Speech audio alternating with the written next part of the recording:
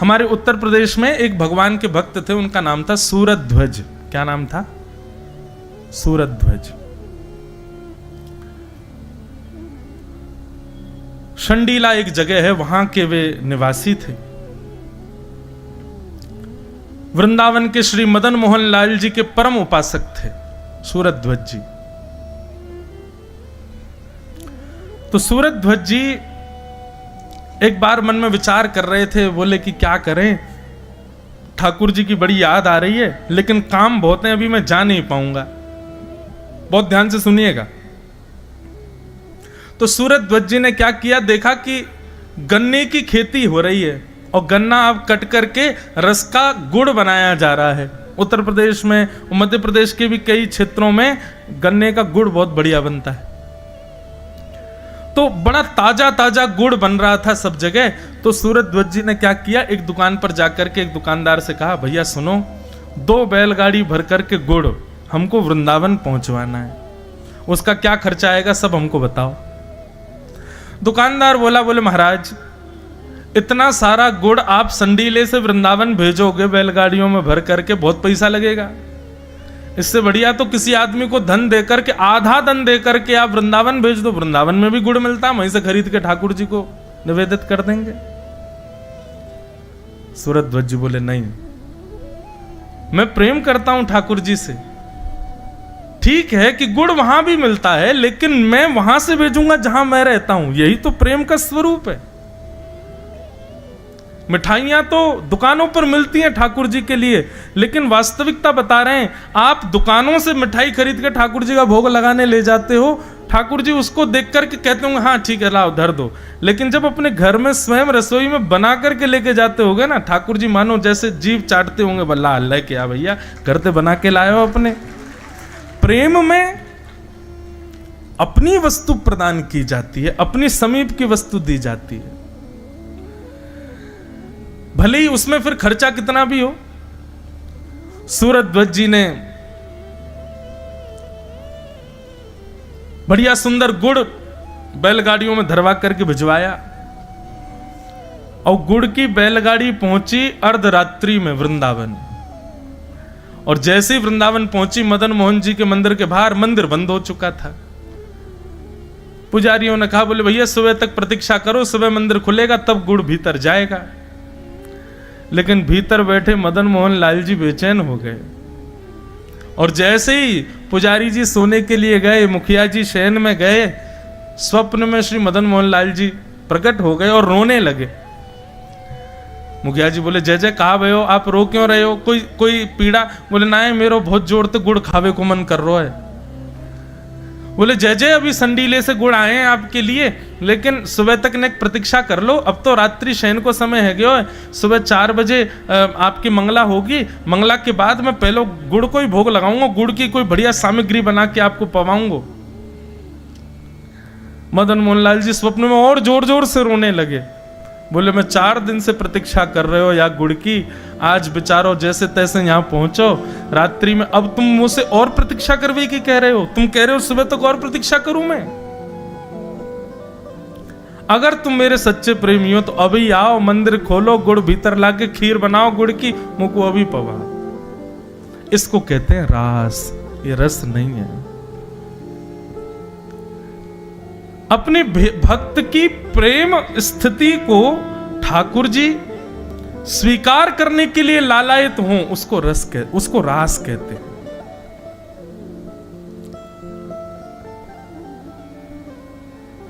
रस और रास।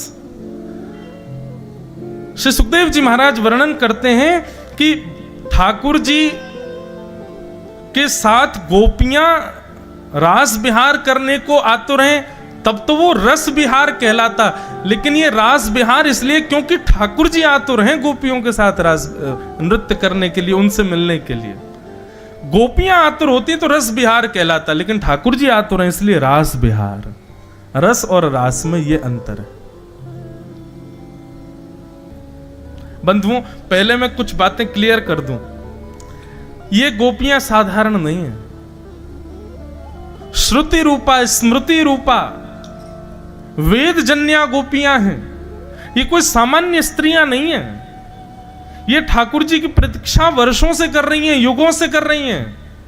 ये त्रेता युग के दंडकारण्य वन के संत हैं जो अपनी तपस्या के प्रभाव से ब्रज की गोपी बन करके आए हैं।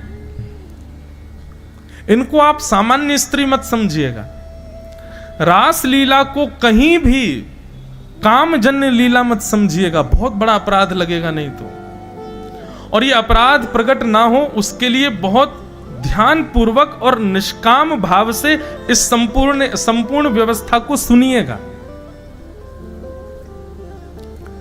ठाकुर जी के साथ रास विहार करने वाली जितनी भी गोपियां हैं, उन गोपियों की आयु 6 वर्ष से लेकर के 120 वर्ष तक है।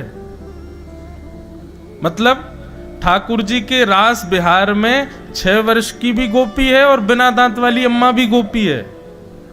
और ठाकुर जी जितने प्रेम से 6 वर्ष की गोपी के संग नृत्य कर रहे हैं, उतने ही प्रेम से एक बूढ़ी माता जी के साथ भी नृत्य कर रहे हैं। सब गोपियां प्रेम आतुर हुई हैं।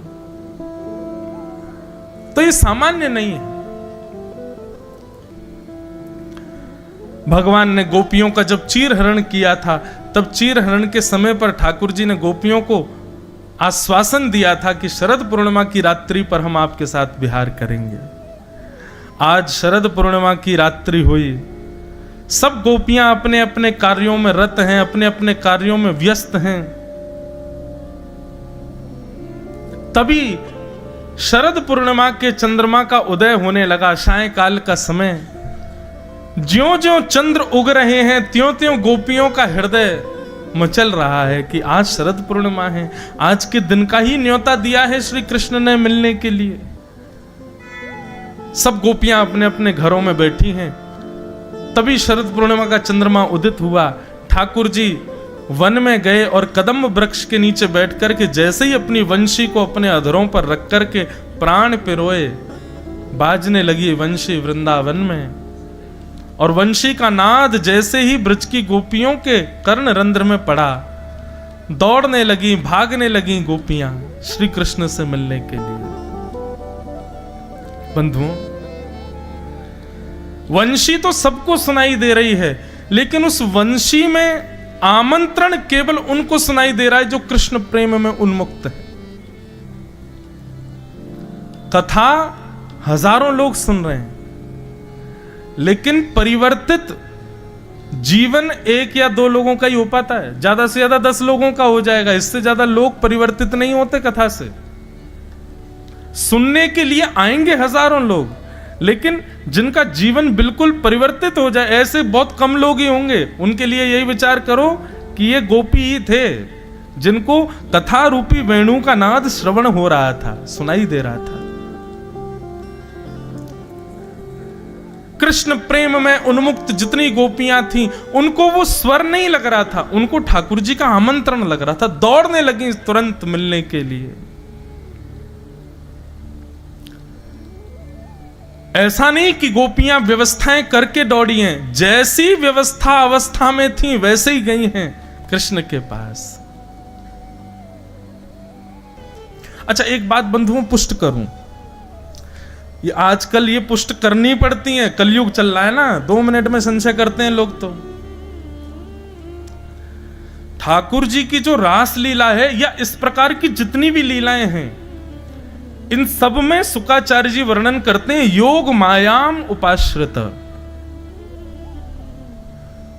ये जितनी भी गोपियां ठाकुर जी के पास गई हैं, अब यहां वर्णन आता 6 महीने तक ठाकुर जी रास विहार करते रहे, तो 6 महीने तक पति बच्चे परिवार कुल खानदान ये सब ऐसे ही पड़े थे। इनको जरा भी नहीं लगा हमारी बहू बेटियां सब कहां चली गई। तो कहते हैं योग मायाम उपाश्रित। योग माया कहते हैं वैष्णो देवी को, योग माया कहते हैं हमारी जितनी भी जगत जननी दुर्गा मैया आदि जितने जिनके हम आराधना करते हैं, ये सब योग माया है। ठाकुर जी के रास विहार में जब गोपियां पहुंची, तब योग माया गोपियों का रूप धारण करके ब्रज में विचरण कर रही थी। बच्चों को लग रहा था हमारी मां तो संग ही है, परिवार के लोगों को लग रहा था हमारी बहू तो घर पे ही है, कोई अलग थोड़े है। लोगों के मन में यह भी प्रश्न आ सकता है, महाराज जी ये आवश्यकता थी क्या रास विहार की? ठाकुर जी को पता तो था कलयुग आने वाला है, 2 मिनट में लोग प्रश्न उठाएंगे। दंडकारण्य वन के संत हैं ये गोपियां। भगवान श्री राम जब रावण को मार करके वापस लौट रहे थे, तब हनुमान जी निवेदन करते हैं, बोले प्रभु दंडकारण्य वन के असंख्य संत आपका दर्शन करना चाहते हैं। राम जी बोले देखो 14 वर्ष आज पूरे हो गए, सूर्यास्त से पहले अगर मैं अयोध्या नहीं पहुंचा तो मेरा छोटा भाई भरत अपने प्राण त्याग देगा। हनुमान जी आप इन संतों से प्रार्थना कर दो, ये ब्रज का स्मरण करके इतना भजन करें कि जब इनके प्राण निकलेंगे ना तो ये अगला जन्म इनका ब्रज में ही होगा, और ब्रज में भी तब होगा जब मेरा अवतरण होने वाला होगा। ये मेरा आशीष है। अभी तो ये केवल मेरा दर्शन कर पाएंगे, लेकिन ब्रज में मैं आपको इनको मेरी तरफ से आश्वासन कर देना, ब्रज में जैसे प्रियतमा और प्रियतम रहते हैं वैसा आस्वादन इनको होगा। अभी तो ये संत केवल मुझे प्रणाम कर पाएंगे, लेकिन द्वापर में जब मैं कृष्ण बनूंगा और ये गोपी बनेंगे तो इनके गले में गलवैयां डाल करके खूब रास विहार करेंगे। तो इसलिए ये वर्षों की प्रतीक्षा की पूर्णता है रास विहार। सब दौड़ने लगे। कोई गोपी स्नान कर रही थी, स्नान करने के बाद वस्त्र धारण कर रही थी, तभी वेणु की ध्वनि सुनाई दी तो वस्त्र भी ढंग से पहन नहीं पाई, अस्त व्यस्त वस्त्र में दौड़ी है। कोई गोपी अपने केश काट रही थी, आधे केश की तो बेणी गूंथ ली थी, आधे केश बचे थे। जैसे ही गूंथने लगी तुरंत वेणु का नाद सुनाई दिया तो आधे केश की चोटी बनी है, आधे खुले, दौड़ी कृष्ण से मिलने के लिए। अंज लोचने, कोई अपने आंख में काजल लगा रही है, एक आंख में काजल लगाए दूसरी में लगाना चाहती है, लेकिन तभी वेणु की ध्वनि सुनाई दी, तुरंत दौड़ी कृष्ण से मिलने के लिए, एक ही आंख में काजल लगा है। कोई गोपी अपना श्रृंगार कर रही थी, तभी वेणु की ध्वनि सुनाई दी तो आंखों वाली वस्तु होठों में लगा ली, होठों वाली आंखों में लगा ली, दौड़ी कृष्ण से मिलने के लिए। कहने का अभिप्राय क्या है? ये गोपियां इस बात को जानती हैं कि श्रृंगार प्रधान नहीं है कृष्ण की प्राप्ति में। ये गोपियां इस बात को जानती हैं कि कृष्ण कभी रूप नहीं देखते कि हम दिख कैसे रही हैं, हमारी अवस्था कैसी है, हमारा स्वरूप कैसा है।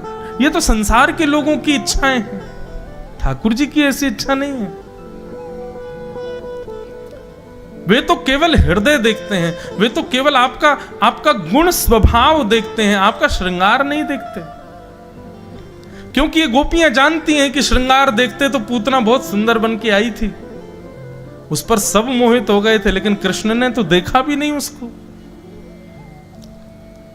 तो कोई भी गोपी इतना भी विचार नहीं कर रही कि मैं व्यवस्था तो कर लूं, जैसी है वैसी जा रही है।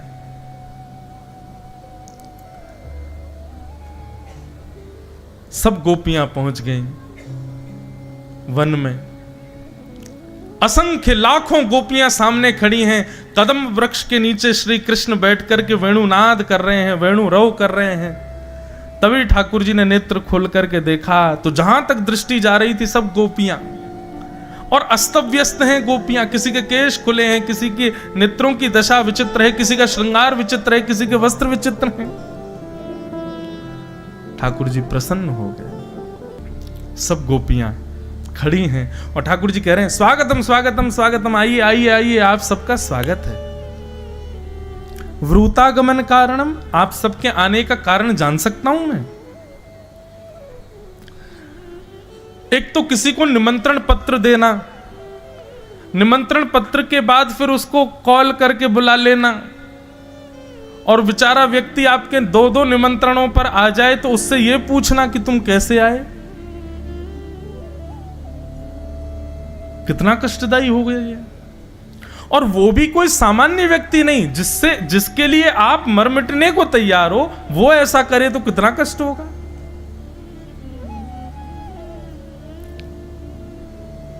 वो तो बढ़िया हुआ कि ये गोपियां आजकल की नहीं थी, नहीं ठाकुर जी को बता देती। फिर एक तो चीर हरण के समय हमको कहा कि हम शरद पूर्णिमा पे मिलेंगे, उसके बाद भी गोपियां बोली शरद पूर्णिमा का चंद्रमा प्रकट हो रहा था तब भी हम नहीं जा रही थी, अपने अपने कार्यों में रत थी। फिर वंशी बजाई, वेणु बजा करके हमारे कान में आकर के स्वर घोल करके कह रहे हैं कि जल्दी आओ, मैं तुम्हारी प्रतीक्षा कर रहा हूं। और जब हम सब काम छोड़ के चली आ रही हैं, यहां आकर के खड़ी हो गई, लोक लाज छोड़ के आ गई, पति परिवार छोड़ के आ गई, अपने बच्चों को छोड़ के आ गई, ये भी विचार नहीं कर रही हैं कि लौट के जाएंगी तो क्या होगा हाल। और ये कह रहे हैं ब्रूतागमन कारणम, अपने आने का कारण बताओ। ठाकुर जी बोले ब्रूतागमन कारणम, आने का कारण बताओ। गोपियां अपने पैर के अंगूठे से जमीन कुरेद रही हैं क्रोध में भर करके। और ठाकुर जी यहां पर पतिव्रता नारी के लक्षण बता रहे हैं। 10 श्लोकों में ठाकुर जी ने यह बताया पतिव्रता नारी किसको कहते हैं। बोले राम राम राम राम, कितना बड़ा अपराध किया तुमने, अपने पतियों को छोड़ आई हो, अपने बच्चों को छोड़ आई। अरे तुम में से कितनियों के तो नाती नाती भी हो गए हैं, और तुम उस अवस्था में सबको छोड़ के यहां अर्धरात्रि में चली आई हो, कितना बड़ा पाप किया तुम लोगों ने। गोपियां खड़े खड़े सुन रही हैं, कुछ नहीं कह रहे हैं। गोपियां कह रही हैं बोलते जाओ आप। ठाकुर जी कहते हैं, बोले पतिव्रता नारी का धर्म पता है आपको। गोपियां बोली आप ही बताओ। बोले एक पतिव्रता नारी थी, उसका पति अग्निहोत्र करता था। पति के अग्निहोत्र के बाद पति थकान के कारण सो गया, पत्नी पंखा जल रही थी, और उसी समय उनका छोटा सा बालक अग्निकुंड की ओर जा रहा था। अब पत्नी की गोद में पति सो रहा था सर रख करके। पत्नी ने सोचा उठ करके बचाने जाऊंगी तो पति की नींद खुलेगी, मेरा पातिव्रत धर्म टूटेगा, लेकिन बालक को नहीं बचाऊंगी तो वो तो अग्नि में गिर जाएगा। लेकिन उस पतिव्रता स्त्री ने क्या किया, तुरंत अग्निदेव का स्मरण किया और कहा यदि मैंने अपने पति की सच्चे हृदय से सेवा की हो, इनके अतिरिक्त किसी के प्रति मेरा भाव उत्पन्न ना हुआ हो, मेरे पातिव्रत धर्म के फलस्वरूप आप मेरे बालक की रक्षा करना अग्निदेव।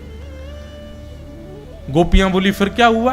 ठाकुर जी बोले फिर क्या, बालक अग्निकुंड में गिरा। थोड़ी देर बाद जब पति की नींद खुली तो दोनों दौड़ करके गए, अग्निकुंड में देखा तो जो जलते हुए अंगार थे वो पुष्प बन गए और उनके बीच में बालक खेल रहा था। ये पतिव्रता नारी का धर्म है। ठाकुर जी कह रहे हैं पतिव्रता नारी के धर्म है, और तुम सब अपने पतियों को छोड़ के यहां चली आई हो। ठाकुर जी लोभ दे रहे हैं गोपियों को, मानो कि ये पाप समझ करके वापस तो भी चली जाएंगे, लेकिन गोपियां नहीं गई।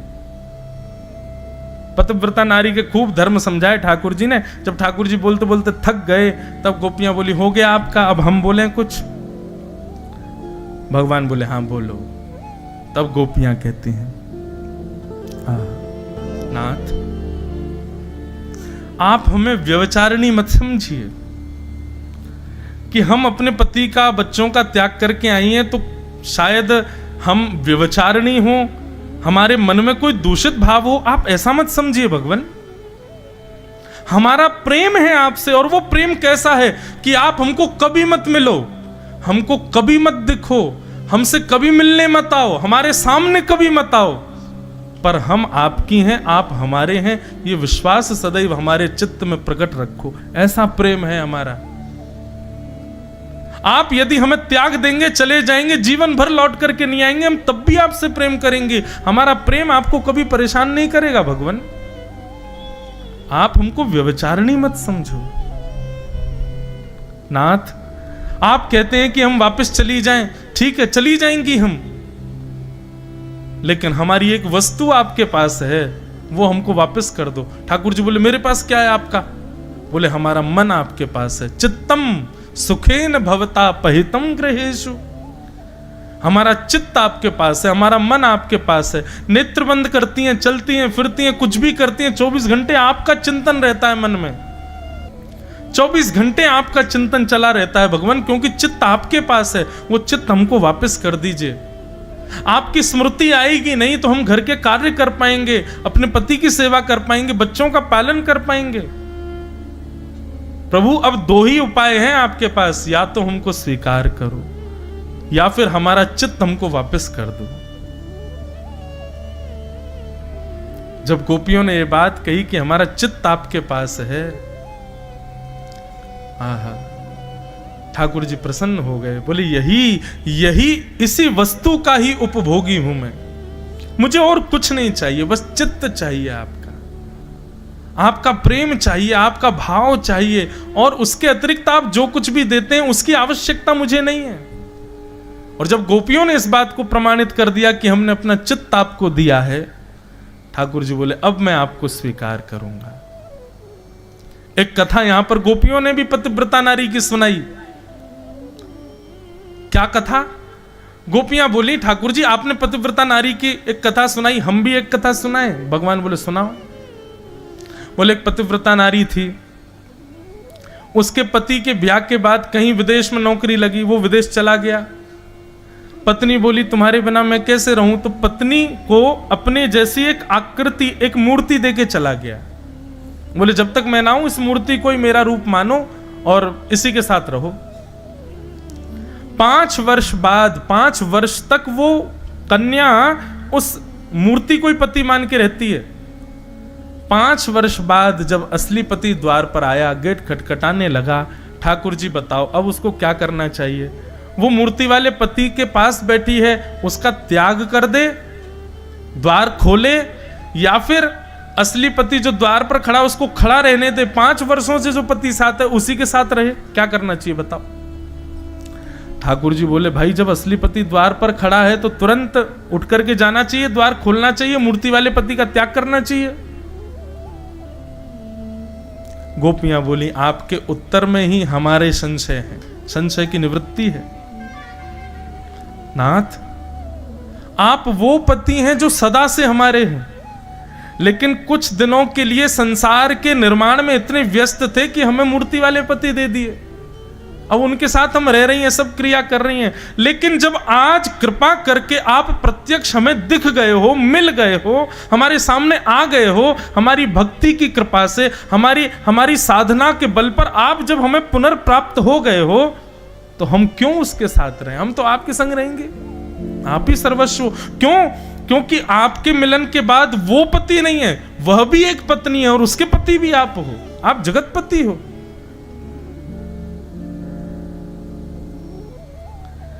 गोपियों के इन भावों में बंधुओं समस्त शास्त्र विद्यमान हैं। जगत नियंता, जगदाधार, त्रिलोकीनाथ, जिनके आगे वेद भी थरथर कांपते हैं, वो भी मौन होकर के गोपियों की बात सुन रहे हैं। गोपियों के इस भाव में जब ठाकुर जी ने झांक करके देखा तो निष्कामता का जब दर्शन हुआ, तब ठाकुर जी ने अपने आप को सहज कर दिया। ये कामजन्य नहीं है गोपियों का प्रेम। भगवान गोपियों के साथ रास करने लगे। रास का मतलब क्या है? लाखों गोपियां हैं, कृष्ण एक हैं। किसी गोपी के पास जाते हैं, उस गोपी से पूछते तुमने कुछ खाया? नहीं खाया। ठाकुर जी उसको कुछ पवाने लगते हैं। तुमने कुछ पिया? नहीं पिया। ठाकुर जी अपने हाथ से जल पिलाते हैं। कोई गोपी कहती लाला मुंह पे चलो ना जा रहो, ठाकुर जी उसके चरण दबाते हैं। कोई गोपी कहती मुझको तो बड़ी गर्मी लग रही, ठाकुर जी उसके पंखा जलते हैं। मतलब रास का मतलब क्या हुआ कि परब्रह्म परमात्मा अपने वैष्णव भक्तों के लिए सहज हो गए। वो क्रिया करने लगे जो हम कभी सोच भी नहीं सकते कि परमात्मा करेगा। लेकिन इससे वही हुआ जो नहीं होना था। गोपियों के चित्त में अभिमान प्रकट हो गया। हम बड़ी सुंदर हैं, हमारी सुंदरता पर त्रिलोकीनाथ मोहित हो गया है। यह प्रसंग जब बंधुओं कथा में आता है ना, तब मेरे को एक बात की संतुष्टि होती है। शायद इसीलिए हमारे सेवा के ठाकुर जी कभी बोलते नहीं, हमारी सेवा के ठाकुर जी चलते नहीं, हमारी सेवा के ठाकुर जी लीलाएं करते हैं लेकिन छुप छुप के करते हैं। क्यों? क्योंकि अगर उन्होंने प्रकट लीला कर दी तो हमको अभिमान हो जाएगा। ठाकुर जी हमारी मान की रक्षा के लिए मूर्तिवंत खड़े रहते हैं, लीला नहीं करते। क्यों? बोले काउदाना यो से यो है गए तो ये पूरे नगर में डिंडोरा पीटियावे को, मेरे ठाकुर जी तो ऐसे हो गए। अभी बीच में सोशल मीडिया पे मैंने 1-2 वीडियो देखे, लोग बाग ठाकुर जी को चम्मच से दूध पिला रहे हैं। अब वो चम्मच से दूध पी गए, देखिए देखिए मेरे ठाकुर जी ने दूध पिया। क्यों? ठाकुर जी इसी भय के कारण लीला नहीं करते। प्रेम का ढिंडोरा पीटोगे तो प्रेम नष्ट हो जाएगा। प्रेम को गोपनीय रखना चाहिए। अपने प्रेम का प्रकाश नहीं किया जाता है, प्रेम का प्रचार नहीं किया जाता है। हम व्यास मंच से कई बात आप सबके हृदय में विश्वास प्रकट हो इसलिए अपने ठाकुर जी की कई लीलाएं सुना देते हैं, लेकिन फिर हमको भोगना पड़ता है 3, 4, 6 महीने तक, फिर लाल जी की कोई लीला अनुभव नहीं होती। फिर प्रेम का प्रकाश करने से प्रेम घटता है, इसलिए प्रेम को जितना हो सके छुपाओ, गोपनीय रखो, उसका प्रकाश मत करो। अपने लाल जी से नित्य प्रार्थना किया करो, मुझे नहीं होगा अभिमान, मैं किसी को नहीं बताऊंगा, कहीं डंडोरा नहीं पीटूंगा, आप कुछ करो तो। नित्य प्रार्थना करो, 6-7 महीने तक पीछे पड़े रहो, तब कोई लीला तो ठाकुर जी करेंगे। लेकिन फिर विश्वास हमको आप वचन देना कि अभिमान नहीं करो, उसका प्रकाश मत कर देना कहीं भी, उसको गोपनीय रखना अपने पास।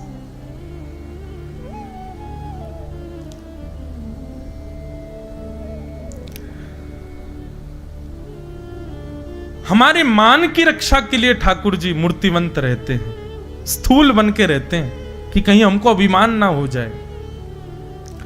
गोपियों को अभिमान हो गया और जैसे ही अभिमान हुआ, अभिमान होते ही ठाकुर जी वहां से अंतर ध्यान हो गए। अभिमान आते ही ठाकुर जी मूर्तिवंत हो जाते हैं, फिर वो चैतन्यता को छुपा लेते हैं।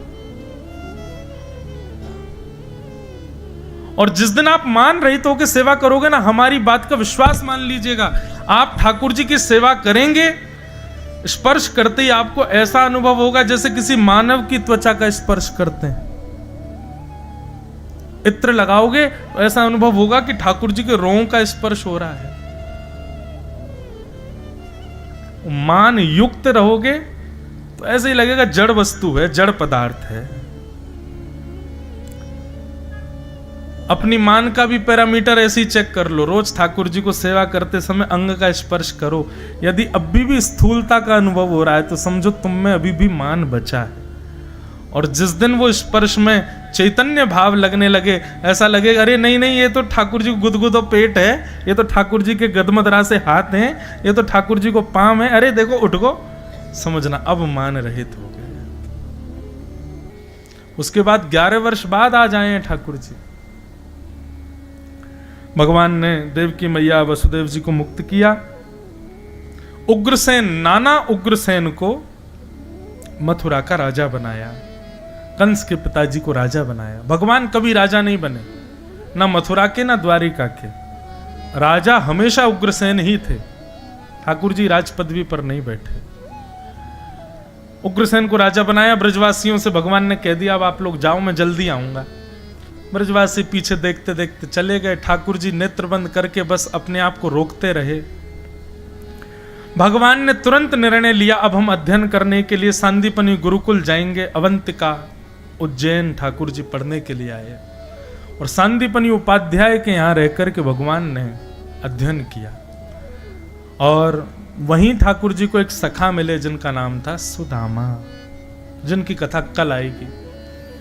भगवान लौट करके आए, ठाकुर जी का मुंडन हुआ, चोटी रखी भगवान ने, और अब ठाकुर जी राजकुमार हो गए। राजाधिराज मथुराधिपति वसुदेव नंदन देवकी नंदन श्री कृष्ण चंद्र जी महाराज, ये भगवान का नाम हो गया। ठाकुर जी को ऐसा लगता है मेरे कान में कोई सुई चुभ रहा है जब ऐसे कोई बोलता है। तो ठाकुर जी को तो आदत हो गई है कन्हैया, कनुआ, लाला, कन्हैया, गोविंद, गोपाल, ये छोटे छोटे नाम सुनने की। लेकिन मथुरा में सब इतना सम्मान देते हैं कि ठाकुर जी को वो प्रिय नहीं लगता। भगवान एक दिन ब्रज को याद करके रुदन करने लगे। यशोदा मैया की याद आने लगी ठाकुर जी को। देवकी वसुदेव ने उद्धव जी को ठाकुर जी के पास भेजा। उद्धव जी से ठाकुर जी कह रहे हैं तुम जाओ वृंदावन, मुझे बहुत याद आती है ब्रजवासियों की, यशोदा मैया की, तुम जाओ ना, जाकर के मिलके आओ उनसे। बहुत सुंदर संवाद है उद्धव गोपी संवाद। बंधुओं एक बात कहें, भगवान के 2 सखा हैं, एक अर्जुन और दूसरे उद्धव। लेकिन यदि आप हमसे पूछो कि ठाकुर जी को प्रिय ज्यादा कौन है, उद्धव ज्यादा प्रिय है। और अंतर क्या है दोनों में पता है? अर्जुन को ज्ञान दिया श्री कृष्ण ने और उद्धव को ज्ञान दिया हमारी लाडली जी ने, हमारी किशोरी जी ने। इसलिए उद्धव ज्यादा प्रिय है, क्योंकि उद्धव के ज्ञान में प्रेम का संपुट है। अर्जुन के ज्ञान में ज्ञान है कोरा, लेकिन उद्धव के ज्ञान में प्रेम का संपुट है। अब यह बात कहां समझनी है कि ज्ञानी होना ठाकुर जी को प्रिय लगता है कि आप ज्ञानी हो जाओ, आपको ज्ञान होना चाहिए, पर ज्ञान